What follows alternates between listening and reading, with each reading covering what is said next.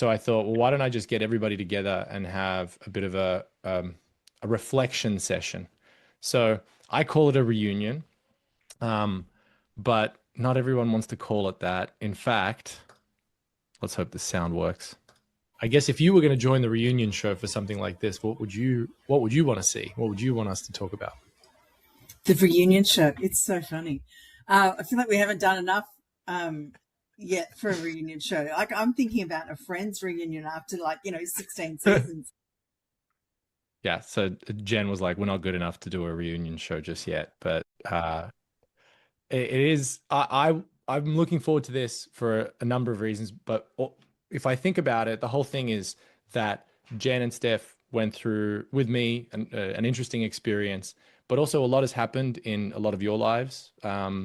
Dan, for example, launched a business. Evan, who couldn't be here today, wrote a book. Everyone's got something going on. So I'd love to give everyone a chance to talk about that. So, what is this? As I keep calling it, I know I'm a salesman and I keep dramatizing this, but this is for me the transformation story of two comms leaders. And we just so happen to be hijacking the DDC Run Club time slot, which I think is perfect because as this season went on and on, at the same time we were doing the Run Club and we were cross promoting. I was, mentioning the Run Club in the episode show notes and things like that. And then every workshop I was doing and every Run Club, we were talking about the podcast. And not just to say like, hey, we have a podcast, you should listen to it. But I was telling people about all the things that we were learning from the experts and what I was seeing happen with Jen and Steph. But it's not just about Jen and Steph today. I really want to talk about the people behind the scenes. But again, it's in the hope that it's not just Jen and Steph that experience a transformation, because all of this, all these crazy things that drive my wife and my colleagues insane with the amount of workload that's involved with doing the Run Club and putting together courses and traveling around the world to do workshops. It's all in the hope that other people experience a transformation. I know it sounds, again, dramatic, but I've had so many people email and reach out. And Samantha, you've been there with me. So many people have said, I love this, keep it going. That's why we haven't stopped the Run Club. So many people have reached out about what they've learned from the experts and what they've seen in terms of being inspired by the way that Jen and Steph carry themselves and the questions that they ask. So this is just another extension of that. But the difference today is that I want to celebrate the people who helped Jen and Steph transform. So the guests and the experts. Thank you, Nathan. And the people who brought this to life. So who are these people? Not dialed in just yet from what I can see is marketer Marissa Lather. I gave her an extra word here because it's not fair that everybody else has a three words in their name or three parts of their name. But she represents the whole Meltwater marketing team, which there were a lot of people that were involved, and I could have listed many, many more names here. But Fernanda from our video production team, Kelly from our communications team, Ellen who runs our social media, Jillian from customer marketing, all these people had helped shape the idea, or at least criticize my idea at one point, which is healthy. I will say that it's very healthy. But Rachel and her team, let's talk about Rachel. I feel very bad because we put Rachel's team into the mix very, very late. We did this backwards, right, Rachel? We recorded first. We brought in everyone first. I basically did all the ideating, and then I said, "Here you go, Rachel, make this a podcast." Apparently, that's not how you do it. So, Rachel, tell us what is the correct way to do this? I'll say there's no wrong way. It just wasn't the right way. And I think the thing that was special about what you did give us is that you had all of the ingredients. You had great talent, you had great story. It was just making sure that we had an opportunity to maximize the talent that you had and get to the heart of what you were trying to communicate. And I think that is what's so special about you, Dino, and Steph, Jen, like what you all did so beautifully is like you leaned into the mission of what even this Run Club is all about, which is transformation. And so we got to see a story within a story unfold. And that's something that is hard to teach. So that's why I'm saying you didn't do it wrong. You just maybe didn't do it right. But I think it's turned out the right way. And the sky's the limit for where you all are going. Well, I think the story of my life is the intention is there, but the execution could use a little help. And that's definitely where you came in. But you are also the person who I guess deserves the credit for this being positioned as a transformation story, because I think you saw it for something that was different. A little bit of the backstory.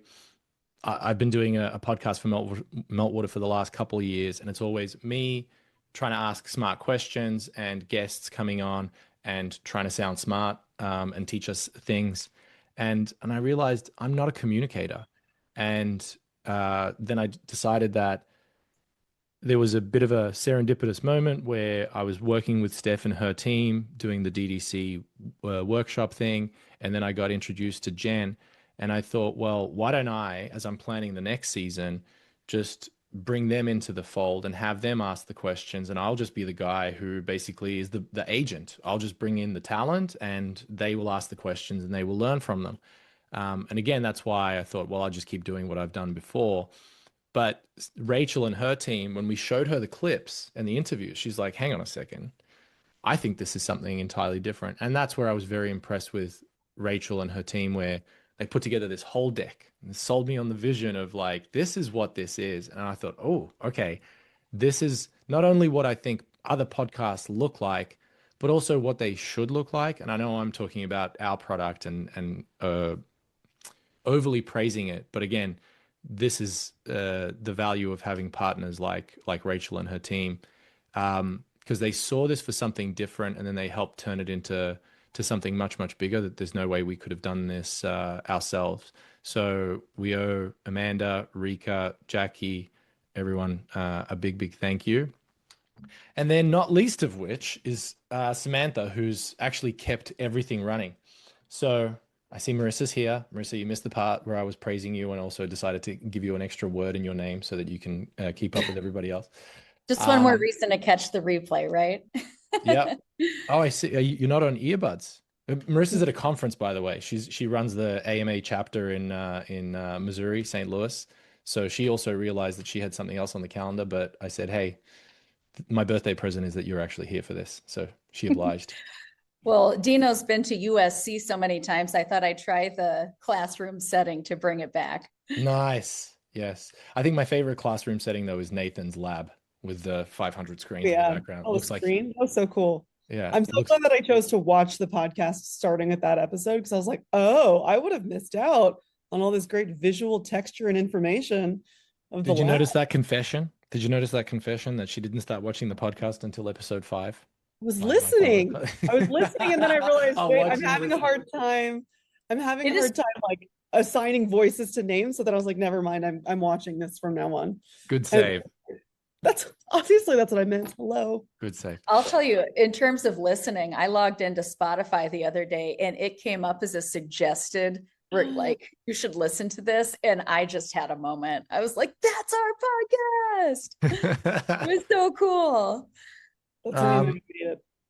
Rachel, let's hear more from you and your team. I mean, I'm just curious, like, I don't even know what question to ask you, but I the whole time we've been doing this, obviously it's been happening at a frantic pace, and I'm just wondering what you guys have, because I guess it's also, I'm looking for a bit of benchmarking and validation. You guys produce so many different podcasts. So how did this process compare? How did the output or outcome compare? What were your thoughts? How come we're only friends on LinkedIn since 2 days ago? Yesterday. Yeah. And Well, I think, Rachel, yeah, go ahead, I have a question. I want to know how you exactly, like, how did you extract the idea of the transformation story? Because that is something very uniquely you. So. I don't have a good answer for you on that one, Marissa, but I will say, like, the value of having a partner in anything that you create is extremely important, because you cannot see the story you're in.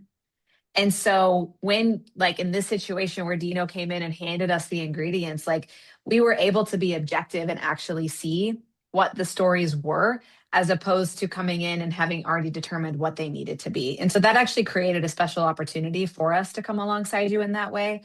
And the other thing, Dino, that, you keep talking about the chaos and the execution and all that kind of stuff. I like to call that, like, accidentally on purpose, So you've done a lot of things accidentally on purpose, and you've just been really smart with finding smart people to come around you and make sure that it's used in a way that can be totally leveraged. So you can take that. That can be your one-liner now, that you just do things accidentally on purpose. Yeah. I might write a book on best practices, right? Yeah. Tell people Yeah, yeah. every time. How to live accidentally on purpose. But I would say, when it comes to creating great content, great communication in general, like it does come down to the chemistry and like the actual people having the conversation, the actual people that you're connecting with. It's not contrived. One of the things that I think you have a special ability to do, Dino, and then with the combination of Steph and Jen, is that you all are so confident in your knowledge and you know what you're trying to accomplish in terms of like the actual moment, that it creates good content. When you see other podcasts and you want to compare them to others, a lot of time what you see is like check the box podcasting, which means people have like a list of questions that they ask, and now they ask the question, they move on. The three of you with your guests, like you don't play that way. And I think that would be like the minimum thing that separates you from other people, if that's helpful context for how to frame this and how to think about it. Yeah, I think I personally had there was another podcast that I listened to that I tried to model this on, the Analytics Power Hour. If anybody listens to it, and actually that's the podcast where I listened to 3 hosts. So the idea for having 3 hosts, I thought it was much more dynamic, came from that. And they had a guest on. So 4 people spent over an hour discussing and debating what the definition of an insight is. And it made me realize that there are so many topics that even the experts don't necessarily agree, and they still feel the need to spend an hour talking about. And it was a very engaging hour. It wasn't like fluff. And I thought, well, I think comms is one of those spaces where there's so much to discuss. Everyone is telling you what you should be doing and what you should be using and how to do it. But then I see, from my vantage point, that not all communicators do it the same way. They don't adopt it as much as you think. And the whole GEO AI thing is just driving the same kind of results. It's, you should be doing this, and if you don't jump on the bandwagon, you're missing out, blah, blah, blah. But there's a lack of enablement. And I think that enablement could use a little bit of dialogue, and that's where this came from. So I thought, let's have a discussion around it. Let's talk about what people are struggling with, because that's how I think you help bridge the gap. It's not through books and white papers and instruction manuals and training sessions. It's also discussions around what are comms leaders actually struggling with. And that's where it was fun that this went into so many different directions. And that's where I got the idea to invite Fred here. Fred, I'm going to give you, I actually have a slide to properly introduce you. But when I was sitting in the crowd when Fred was talking about polarization at the symposium at USC a few weeks ago, it made me realize that I kept thinking, like, what is the problem with polarization and what are we going to do about it? And I think it's just that when there are things that we disagree on for one reason or another, we're afraid to have a discussion around it. And that's what I wanted to do with this podcast.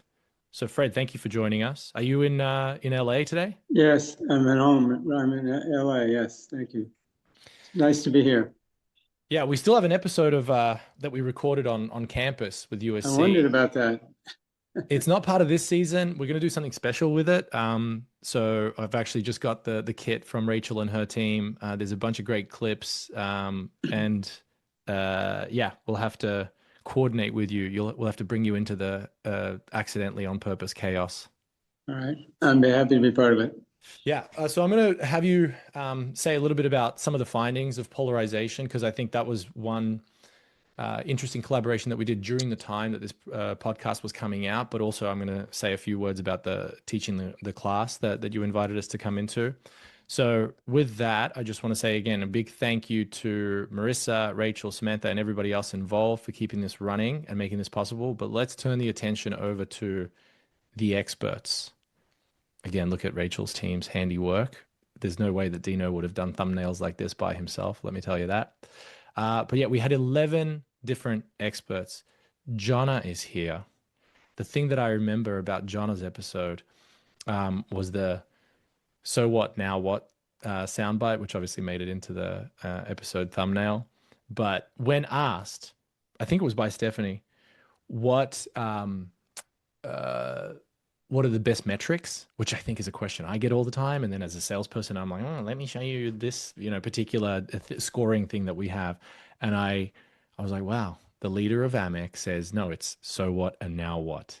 But then I found out that you've paraded that line around on other podcasts, Jonna. I thought that was just for us.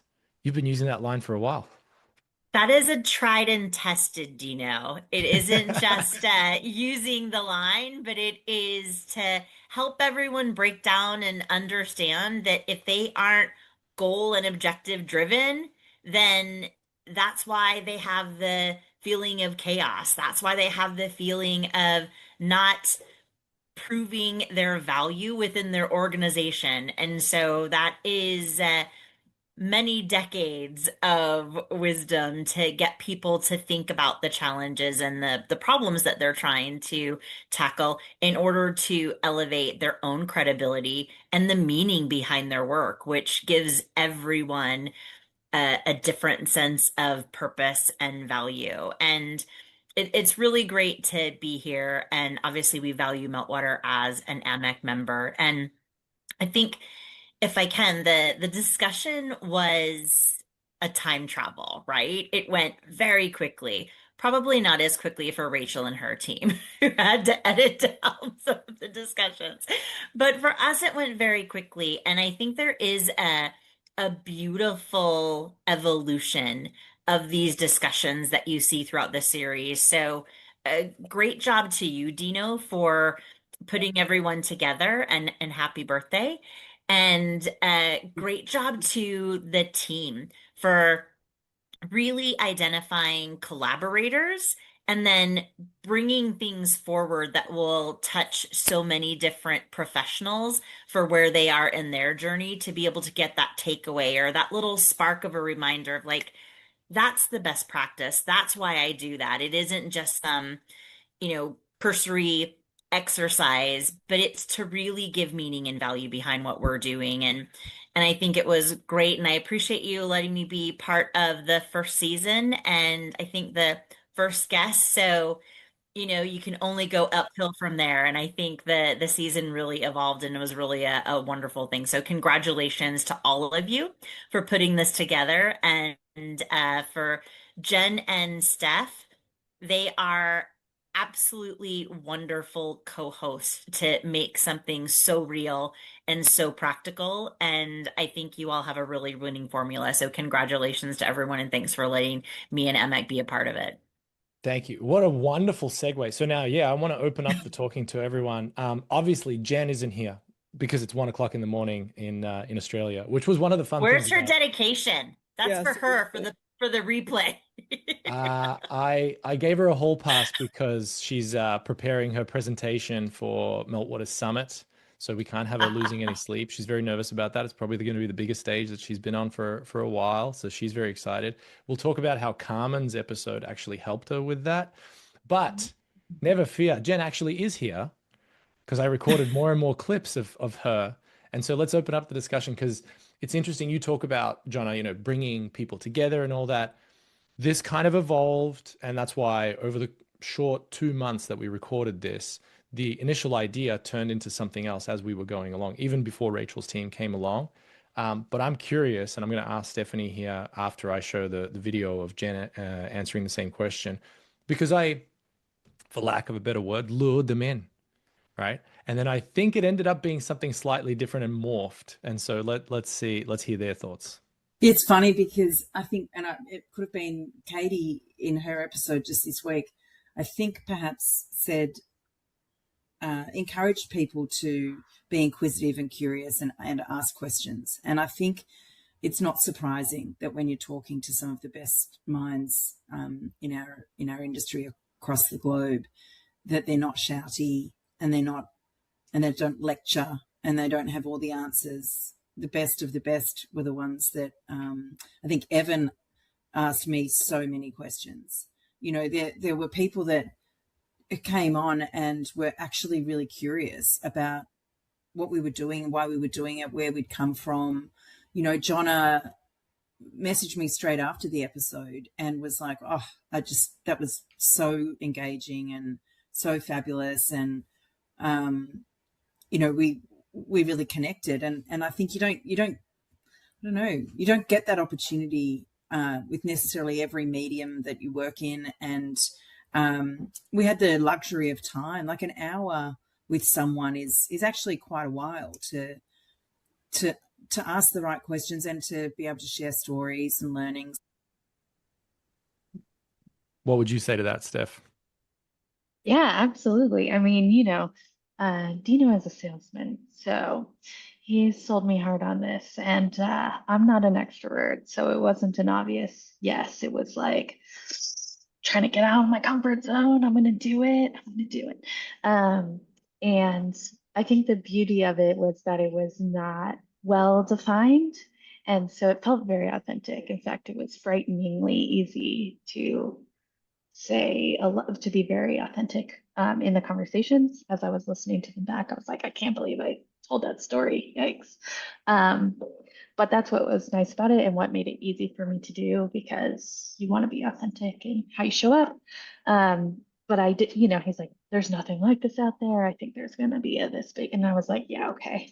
You know, I'm a member of a lot of communications organizations. And I was like, all right. But what I found so interesting was there was not a single speaker that I knew at all before this. In fact, even, you know, our first speaker was Jenna. I was not familiar with AMEC at all, and it was like exactly what I needed. Since then, you know, members of my team have gone through the training. We use the template as part of our 3-year plan. Like, it's totally up to my game. Just the very first episode, and it just rolled on from there. So it was in fact a transformation.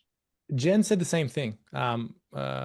You know, she and I sat down the other night for like 45 minutes, and so I didn't make that clip part of the videos, but she said the same thing. She goes, I didn't know anybody. And I'm not surprised that she didn't, because a lot of the people are obviously based in North America, some in the UK, but I felt very insecure when I told you guys, hey, have you heard of this person? And you were both like, no. And I thought, what am I doing wrong here that these people are not known? But I think, again, it's just a part of, we live in our bubble. We think we know all these people. You show up in my algorithm, I follow you, you have 20,000 followers, 100,000 followers in some cases, but then still there's 7 billion people in the world, and everybody's constantly, you know, receiving information and downloading podcasts. So it was fun to see. I think that created an interesting outcome then, that, like Jen just said there, that over the course of an hour, you learn about a person, and you learn about what they're really, really good at. But almost every episode, what happened was, for one reason or another, that the spotlight got turned around, and it was on the two of you. And I think I'd be curious to hear from the experts. So the experts were interested in what's happening here, because I think I also told them, hey, we're doing a podcast, come over here. And so then they think, oh, cool, I've appeared on podcasts before, I know what this is like. But then you show up and you're like, what's happening here? Dan, I see you nodding your head. You were the casualty of a reschedule because of a power outage, and you were the first interview that we had. So you got the raw, unrefined, unpracticed version of us. What did you think going into it? I'm the fail fast and learn kind of poster boy here. I think, you know, it was really an exercise in patience and just sort of the friendliness and the openness of everyone involved, because like we rescheduled a few times, but it was summertime, thunderstorm season in New Jersey. So, you know, one time we had to stop because of a power outage. One time it was just the thunder was happening, so my dogs were barking too much. It was crazy. But that's the world we live in now. And for someone who was a little bit insecure, Dino, you were perfectly on top of it. And you know, so were Jen and Steph, and it was delightful to be a part of it. But you know, I was thinking about the whole idea of transformation, and when I went on the show, we were talking about, it was like, I think, and forgive me, it's been a while, I don't exactly recall what we talked about, but we were talking about earned attention and the changes that make AI your secret weapon as communicators. And you know, I'm always talking about that, but the things that we talked about even then are, you know, barely kind of relevant now. They're still relevant, but they're barely, you know, kind of maybe in the top 20 instead of the top 3 things. Well, interestingly, that was a big concern for us, because you were the first. And so I think we recorded in August. And so this thing didn't go live until like January. And we thought, okay, what's happening in AI in January? Is it still relevant to what we were discussing in August? But other conversations I've had with people is, and Jen said this again in our conversation, that we didn't really get so technical. We were approaching it accidentally from a principled approach, which is like, well, how does this apply to things in general? And I'm not saying that was deliberate, but I think all of the episodes, we might have started with like Evan, for example, who's not here. You know, I thought we were going to be talking about measurement frameworks. And instead it was, you know, a wide variety of topics, but mostly leadership and how to show up in an executive meeting versus how to build a measurement framework. Natalie, this is the other funny thing, slight deviation, but like I realized also how cross-pollinated this world is, because then I saw that Dan was on Natalie's podcast or vice versa. And then I realized how many people knew each other. And then Rebecca, who's not here today, introduced me to Katie, who's not here today, but is represented by Carl from Academy. And so worlds were colliding. But the things that I thought people were experts in, maybe because I'm so disorganized, but I did try to do my best to have questions laid out for Jen and Steph and say, hey, here is the prep conversation that I had with so-and-so.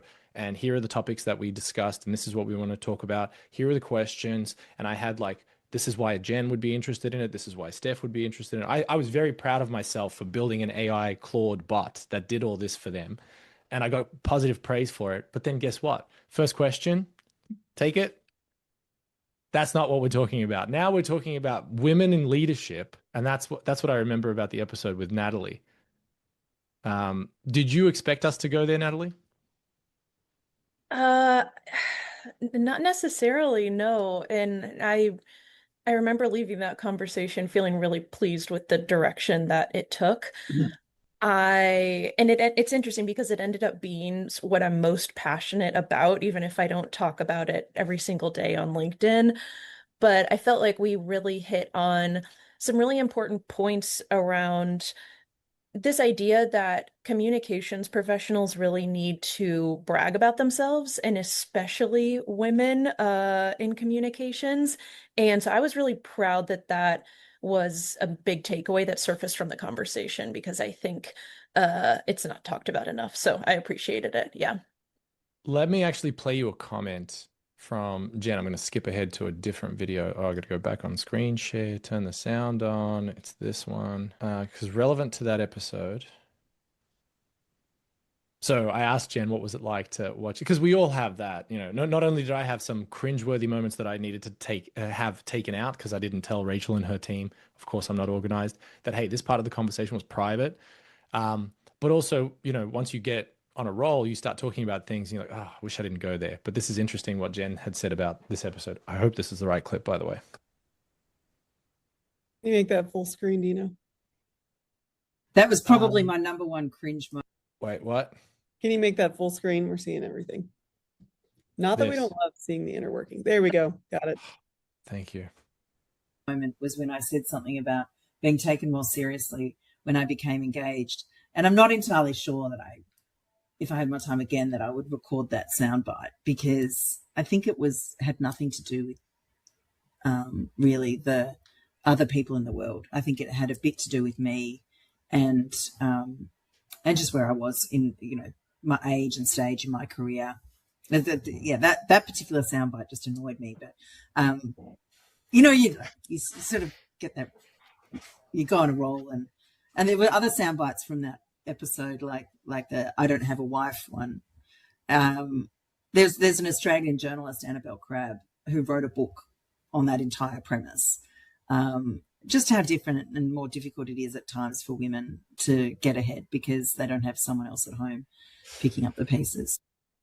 So what she's talking about here in the episode, I distinctly remember a line that she said, which she told a story, and it was a very vulnerable moment. Again, there's no way this would have been in any prep, but she regrets saying a couple lines. But this is what I love about podcasts. And if you get people in the right state of mind, then they will become comfortable, and they'll forget that this is going to live on the internet forever and 1,000 people might listen to it at some point. It was just 4 people having a conversation. She was telling a story about how when she was young, she felt like she had matured just because she gotten engaged and people had taken her more seriously. And then when she listened back to it, she didn't necessarily agree with herself.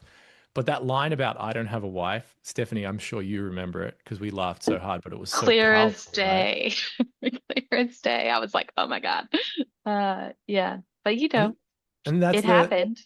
the power of stories, right? Like we remember that because she told us the story behind it instead of telling us the best practice about how to show up. And she was talking about a confrontational conversation she had with an executive who was pissed off that she was leaving at 5 o'clock. But that line, I said to her in the chat that I had with her, that made me think differently about the way that I treat my wife. You know, like, in fact, when Jen and I were recording this, as you can tell, it was late at night here. My kids were eating dinner. My wife wanted to go to a Pilates class. And I was like, oh, Jen's ready. I got to go. And I just stood up and went. And it was without even thinking about it that, like, Daddy's got to go record some videos. Take my job seriously, please. And, like, you figure it out. You deal with the kids. And there are so many things that we fall into. And in that moment, maybe because I was going to go talk with Jen, I remembered that line of, I don't have a wife. And I thought, oh, how lucky am I that I am in this position of privilege, but I got to think about it a little bit differently. Yeah, I think as we celebrate the wrap of the podcast, you should also think of what gift Cami will get for shouldering a lot of the burden, Dino, of you being a superhero and flying all over the world and spreading DDC. I hope you're thinking of how she gets some love for that.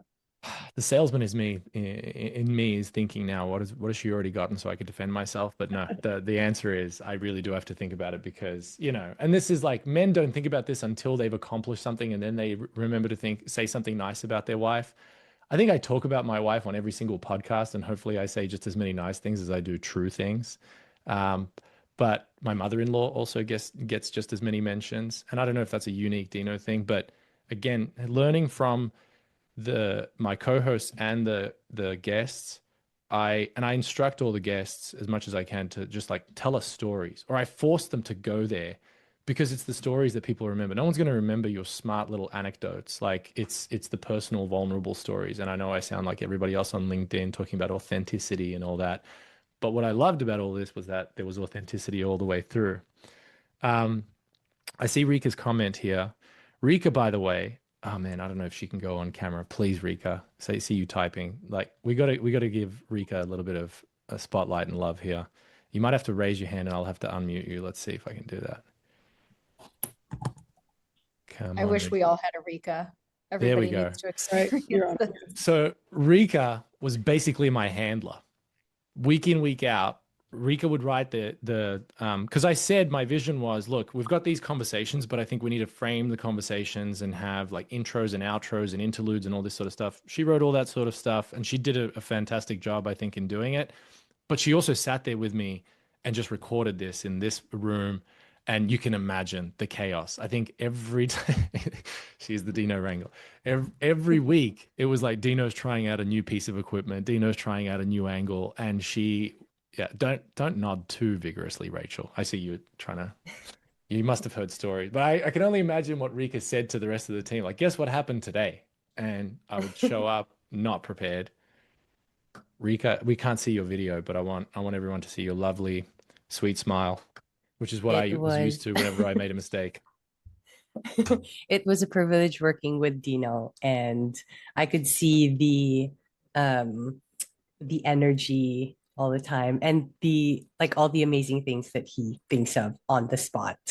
And such a great talent to work with too, because I don't have to think about, oh, is he gonna say, will he say something interesting today? Because he will. That's guaranteed. I wasn't fishing for compliments, but as you can tell, she's really sugarcoating things. And again, I don't think there was one time where you got really frustrated, which I definitely would have. And that's why I can't work with my wife, for example, because she wouldn't put up with this shit. Let me go back to Jen, because I saw in the comments, I think it was you, Rika. And that was the other thing that was fun about working with Rika, was that she was along for the ride. She had to listen to all the episodes. She had to write the stuff. So I'm curious about what she was learning, but she just mentioned there Carmen's episode. I mean, up until this experience, and I think Carmen, we had you come and speak to our team on my Fireside series, which is all internal. You had to redo that again because I was an idiot and I didn't record it properly. And then I invited you onto the podcast. before the podcast, had you ever been in front of communicators? Yes, communicators are quite often the audience that I address because my specialty as a neuroscientist is memory. I look to see what the brain retains from commercial contexts and most often forgets, and then translate those into practical guidelines for memorable communication. So communicators are intrigued to see and humbled to see what does it take to create a memory trace in somebody else's brain. And it's exciting to talk to somebody like you and everyone here in the audience who already has that humility. Sometimes to not be humbled by how much the brain forgets is to not have the neuroscientific humility as to how fallible our memory is. Yeah, the one piece of praise I will give myself happily is that I think I have a talent for finding something interesting that I think other people can learn from. And when I was watching you, teach our salespeople about how to stand out and be more memorable, I was like, man, I wonder what would happen if I put Carmen in front of some of my clients. And so that's where the idea came from. And it turns out, I don't know. I mean, I don't want to play favorites here, but I don't know if I'd ever seen Jen and Steph so energized and taking so many notes and leaning in and really paying attention because you had presentations coming up or it was just so applicable. But there was something about the conversation with Carmen that was tickling their brain in a very different way than the other conversations. Perhaps because I like learning about, yeah. There's nothing like being told that the thing that you always have known to be true and that you preach is wrong, right? Like tell them what you're going to say, then tell them what you're saying, and then tell them what you told them. Like that doesn't work was just so interesting because I was routinely telling people to do that. So Rika mentioned the 10%. What was the thing you remember about the Carmen episode, Stephanie? Oh yeah, the 10% and that rule is wrong. Don't do that. I mean, I don't know. I have a penchant for analogies, but I remember the moment where you asked her, how long should a presentation? I remember that was the moment where you were like, hey, I have a great question. Oh my How long gosh. should a presentation be? And the response to that still Best lives in my mind. response ever. Same. I've been thinking about that for weeks. And like, I can't wait. I like look for opportunities. It's so weird. I look for opportunities to talk about it to people in random conversation. They'll be like, hey, do you want to go to the store? And I'm like, hey, have you heard about this mini skirt analogy? And I try to be short enough to be interesting and long enough to cover the subject. And I'm like, it's so good. Yeah. And I told my wife about that and I said, I love this line. I'm going to use it. She goes, you can't use that line. Women can use that line. You can't use that line. Okay. Fair point. Here's Jen's comment about what stuck with her.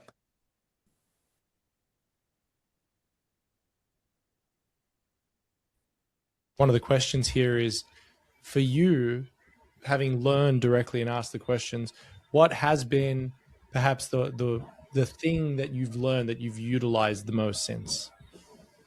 Oof. Obviously, you got the presentation coming up, but I'm going to force you to think deeper and find something beyond the 10% rule from Carmen. Yeah, which I will be using Carmen's 10% rule in my upcoming presentation at the Meltwater Summit. So that's tick to Carmen. I think the outtake, it wasn't from one specific person, but it was a confidence builder for me. Like I literally have understood more about what I know, how I go about doing my job. So I think it's given me confidence, but probably the flow-on effect of that is that it has made me completely and utterly intentional about, chasing success or chasing an outcome or, leading. I've been very intentional as a result of this podcast, more so than I ever was before. And this was the moment where I felt like, George Bush standing on the aircraft carrier, mission accomplished. Because I didn't want to just sound smart and put people in front of each other. I wanted Steph and Jen to feel something different. And I think Jen obviously doesn't struggle with confidence. We all know that. Steph can vouch for it. But to have her say that she she didn't name any one guest as being, oh, I learned this. Obviously, she has the presentation coming up, and she is implementing the 10% rule and repeating the same message on 4 different slides. And for those of you that will be at Meltwater Summit, you'll obviously see it, and I'm excited because she's previewing the presentation to me, and I'm very impressed. But it was that she took something away from this as a leader, and then that's what gave me more confidence to then think, okay, well, what are the listeners getting from this? So this is a call out to anybody here who's an attendee on the not on the LinkedIn Live, haven't figured out how to make that work, but here on the Zoom. If you have any comments, definitely let us know, because I have heard from other people what it's done for them. Again, hearing it through Jen and Steph's eyes, because they also brought the expertise back down to earth. They talked about how they apply it and what they think of it. So that's what stuck with her. In the interest of time, I'm going to swiftly move on, because as Steph was saying this, as Jen was saying this, I started thinking about what I got from this. And I got a lot more confidence which I didn't need, but to share my own aggregation of this. And then this is where I'm segueing to you, Fred. The opportunity to work with Fred and his team came along. Antonio, who Dan, you just met, has a connection which is connected to USC, and I had lunch with Fred and David, and then Fred's like, well, we have this class that we're teaching on AI and PR, and I thought, well, I'm not an AI expert and I'm not a PR expert, but sure, I'll come along. And it was only because of having this experience and going through this many conversations that I felt like, look, at the very least, I can tell you what I've heard from other people. But then I came in, and again, in Dino fashion, Fred, I'm sure you can vouch for this. I mean, Fred, you kind of operate a little bit more like me, a little bit unstructured. Yes. But I don't know if you got what you expected when I came into the class. No, I wrote a book called Improvise, and I'm very sensitive what you're doing that today. When we talked about the class, Dino, I had no idea you would get as engaged as you were. You came to class more often than I think the students did, actually. And when it was your time to present, you brought in executives. You were there on 2 occasions to present. You brought in executives from Meltwater. And it was really captivating for the students, and they all had access to the tool for the whole time. And then you were a co-sponsor of our report. You provided some really valuable information about polarization from a media perspective. Sorry. What were you saying, Dan, about the dogs earlier? Hey, I'm going to mute, but it was really impressive, and I've enjoyed working with you ever since, and I can't wait for my podcast to come out. Yeah, we're really looking forward to that episode. And I'm obviously looking forward to doing more with USC, because I was, Fred, obviously going on mute, doesn't have time to walk through the report. But the polarization thing to me was a very interesting and sort of serendipitous topic, because I think I don't expect everyone to agree with our guests or with Jen and Steph, right? But it's the fact that we learn from the things that we might disagree with. And that was what stood out to me. Thank you for dropping that, Marissa. I was actually trying to look for the link. If you want a copy of the report, Marissa just dropped the link. And there's some interesting findings for communicators, which is like, really how do you navigate it?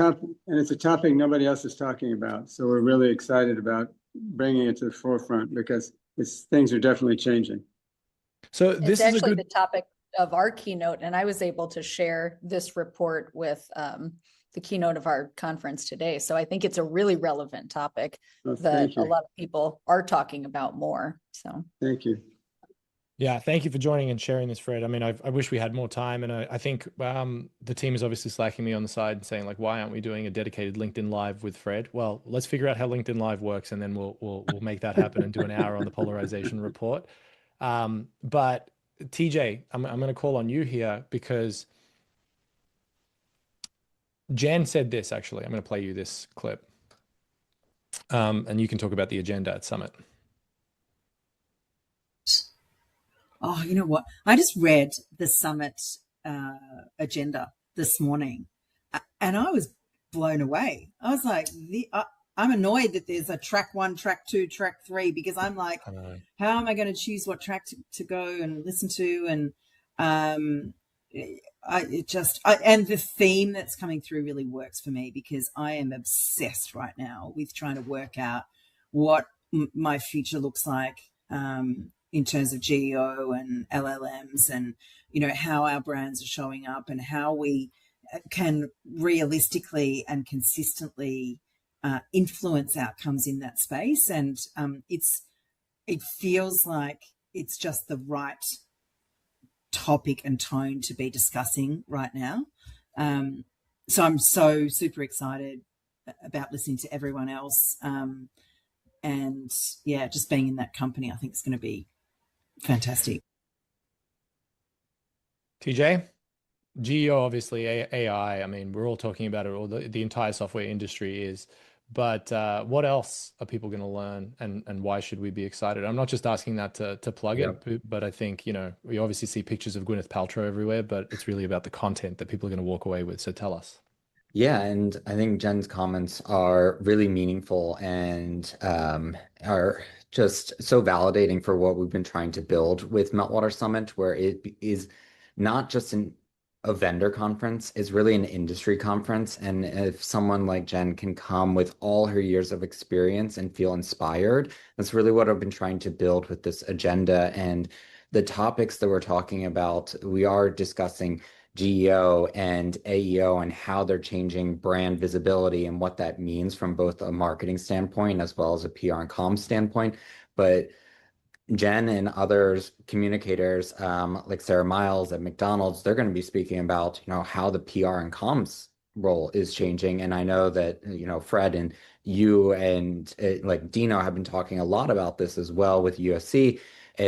How reporting is changing for PR and comms and the need to align PR and comms to the business and get that reporting in there. And a nice shout out for Carmen talking about how are consumers perceiving and responding to AI generated content, and what do marketers need to know about that on the unconscious level. And then also we have a great report coming out with YouGov where they'll be sharing kind of a survey and the data from that survey there. So, I mean, there's so many great sessions happening at Summit. I think we have 53 external speakers at least at this point, and there's still a few more names coming in, and we're going to run over 30 sessions across 3 different stages. So I'm really inspired by the talks and the stories that we're going to be able to share on stage this year. So thank you for giving us a little bit more about that. One of my pet peeves about conferences is that it's great that you just watch people on stage, but it's the sessions and the workshops that I think most people rave about when they walk away. So this year we're doing something different. So I'm going to call on Zach here because they've lined up the day before on Monday a bunch of workshops, and we have a DDC certification as part of that. I think it'll be at 6 p.m., which will be an interesting time slot for me. But Zach, what's the idea behind the workshops? Yeah, absolutely. Hi, everyone. What a pleasure to hear the conversation today.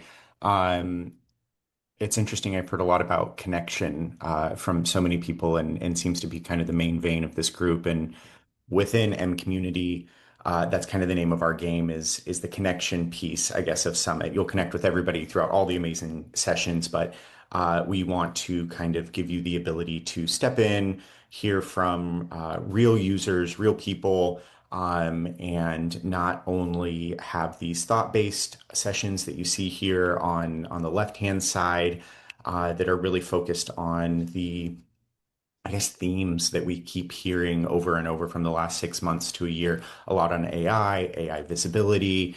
But we'll also be offering certifications this year, product certifications. So if you would like to be able to come and learn how to really level up your media monitoring, or how to build beautiful dashboards and reports within Meltwater, you'll be able to come learn from product experts here at Meltwater, and then receive a certification for LinkedIn. And those will be happening on Monday. It's kind of a pre-event, which I like. If you're in the city a little bit early, you can come join us. And like Dino said, he'll have a slot on Monday as well. So I would maybe grab some food, coming out for a couple hours, and really just dive in and dig in there on that Monday.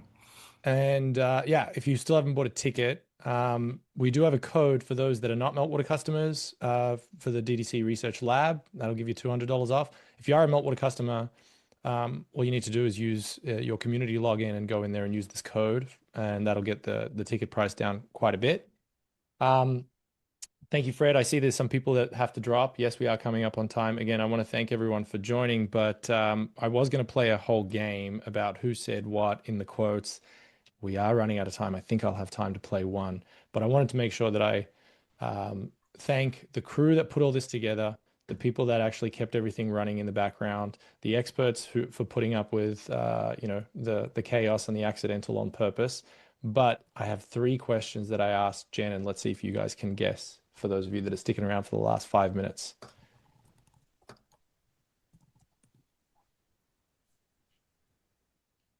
Who said this? The work is not going to speak for itself. You have to make the case and sell yourself.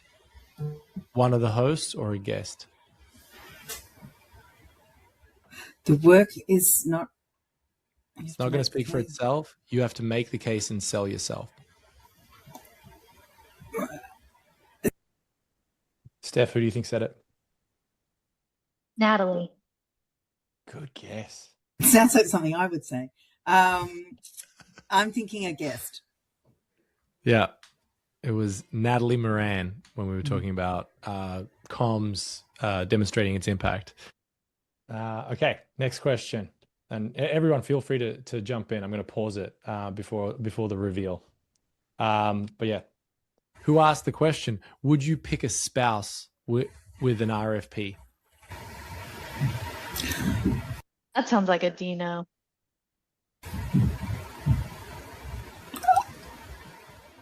I don't know. There's only one person. Yeah, there's only one person brave enough to make a silly statement like that.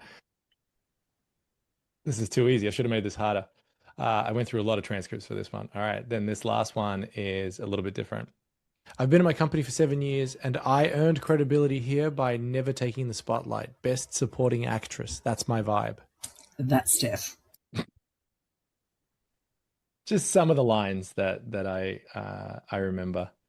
Carl, we didn't get a chance to bring you in, but there's no better moment than now.